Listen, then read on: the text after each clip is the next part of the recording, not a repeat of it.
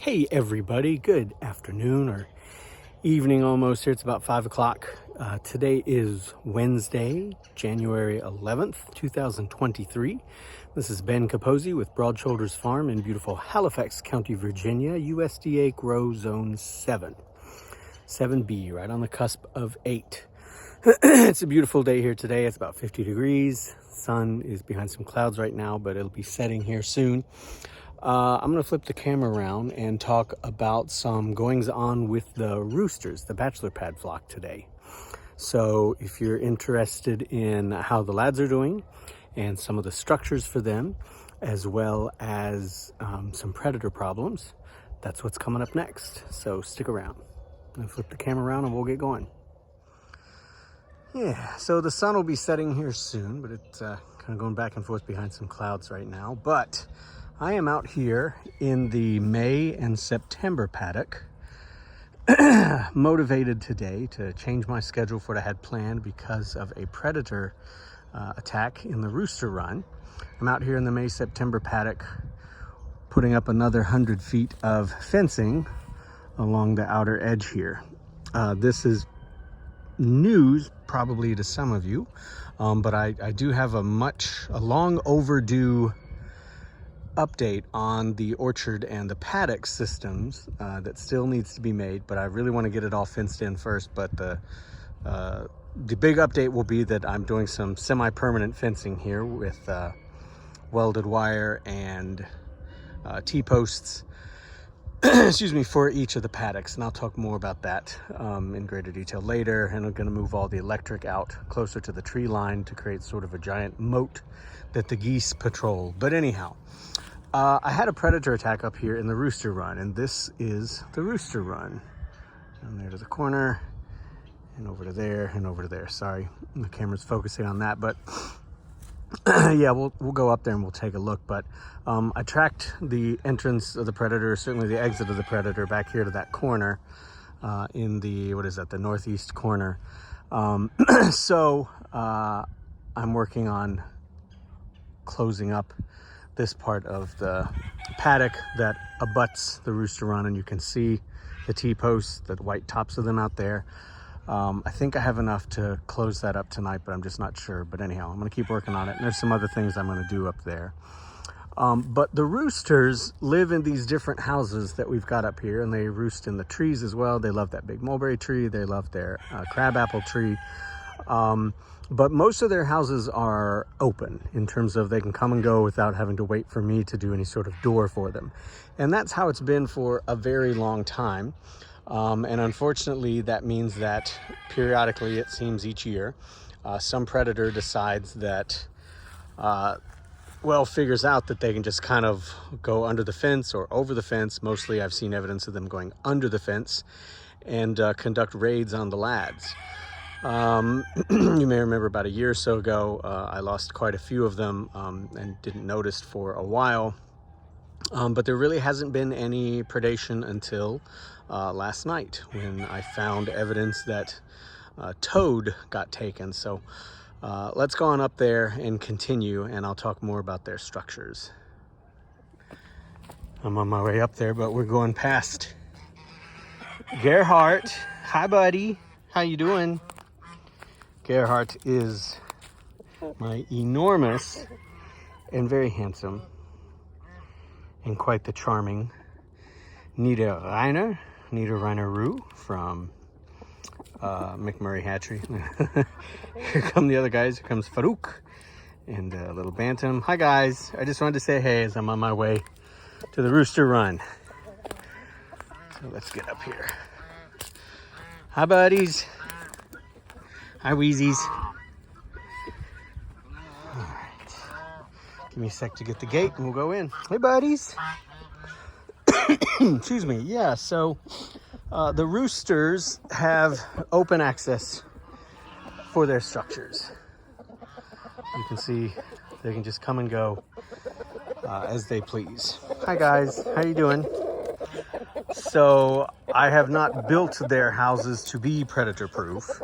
So when we do get a predator attack like this, it creates a real problem.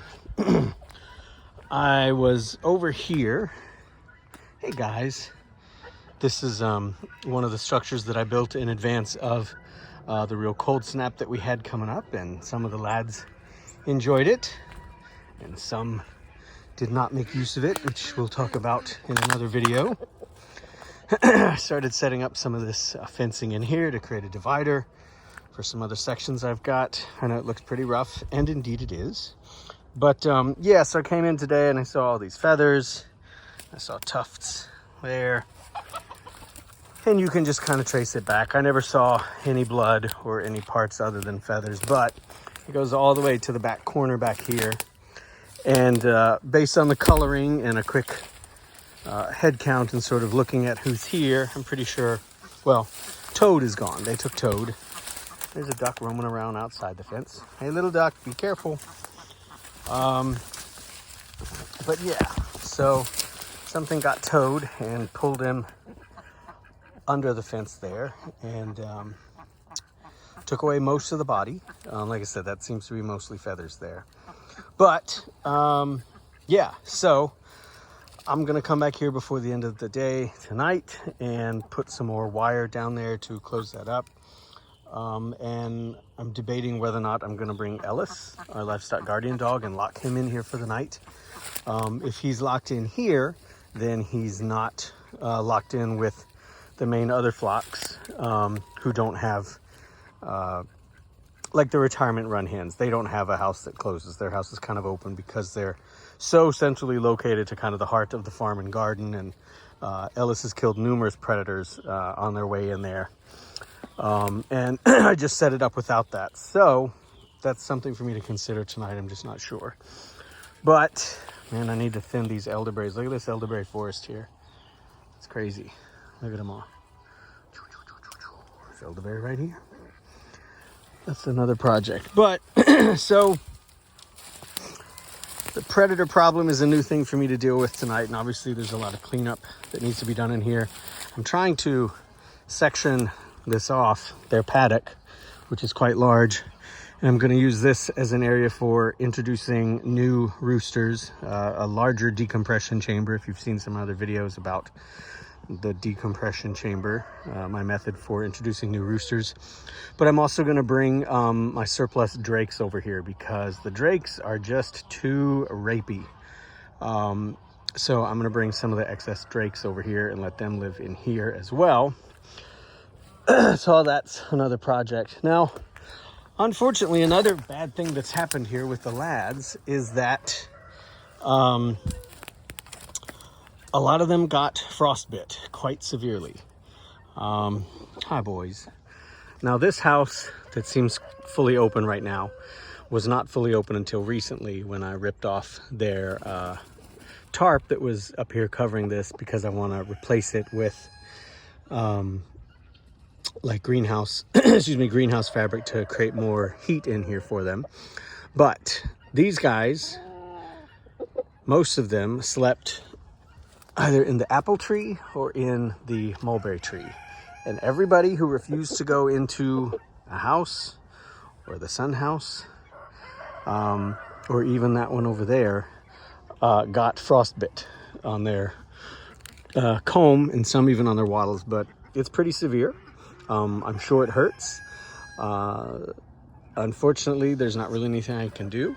It's just going to dry up and fall off, and they will look like they'd been dubbed, which is when it's kind of a holdover from when you would have fighting roosters, where their combs get trimmed back quite a bit. Of course, guys like this little buff Americana, who has a pretty gnarly pea comb, but those with the smaller combs were completely unaffected. But I feel bad. This Swedish 55 here, he got the tips of his nipped.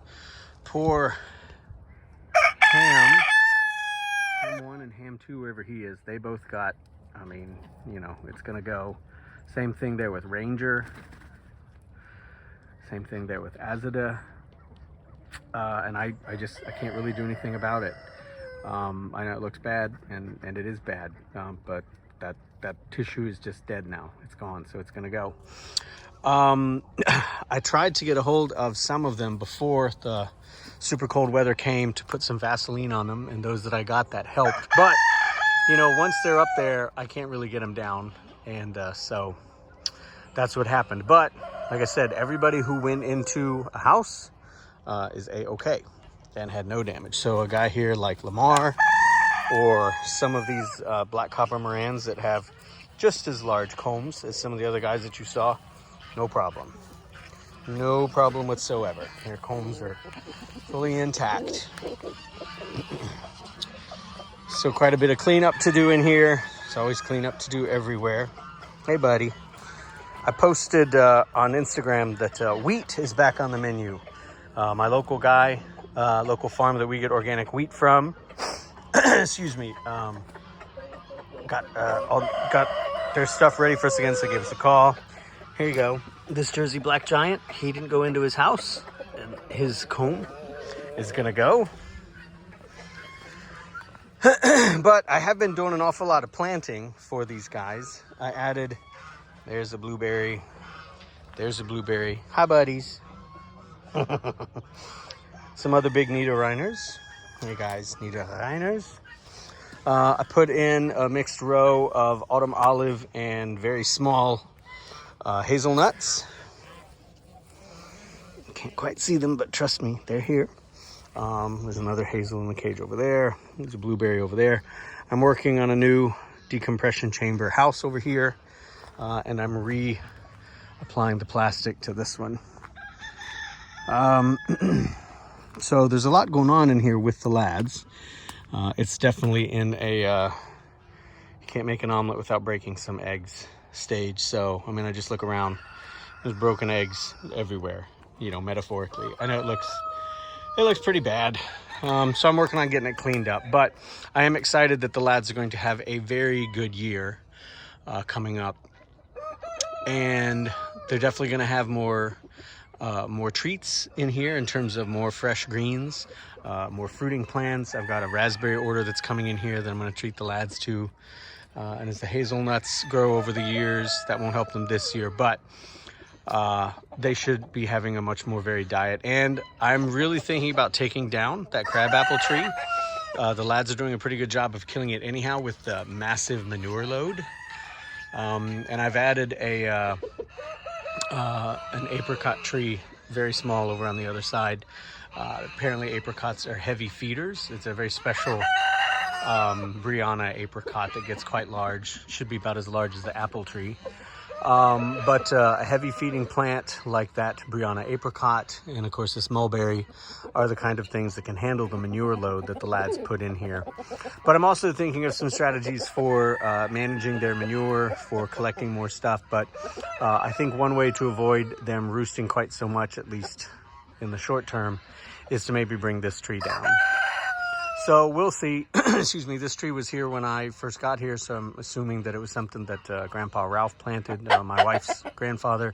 So I will take scion wood cuttings from it and make sure that I propagate it so the variety is not lost, whatever it may be. It produces a pretty decent crop of crab apples. So that's what's going on. And that's where we were earlier, looking at the fencing down there. We were down there looking that way. So as I get this closed in, this paddock closed in, the May and September paddock, I think it'll help with things coming in there. And also just as I get more of the paddock area and the fenced off and the lanes open and well trod, I think it will be more evident to the critters what areas they should try venturing into and what areas they should not. So that's where we are right now today. Lots to do, but I'm optimistic about this year. You can follow more of the farm's adventures and check in with all the lads. There's one of the Iowa Blue Roosters. This is my surplus one. Pop is the one that I'm kept with the laying flock. And then Kevin 2 here is the Heritage Delaware from McMurray. He's very got quite a personality. Anyhow, all right, the sun's going down. I've still got a bunch of stuff to do. today. Let's see if I can get it done. You can follow the farm at Broad Shoulders Farm on Facebook and Instagram. I hope that whatever you are up to, whatever you're doing, you and those you care for are happy and healthy. And I will talk to y'all later. Oh, questions, comments, concerns, helpful critique, always welcome. Sorry about the mess. I can see what it's going to look like as it cleans up, and I'm pretty excited about it. Take care. Bye-bye.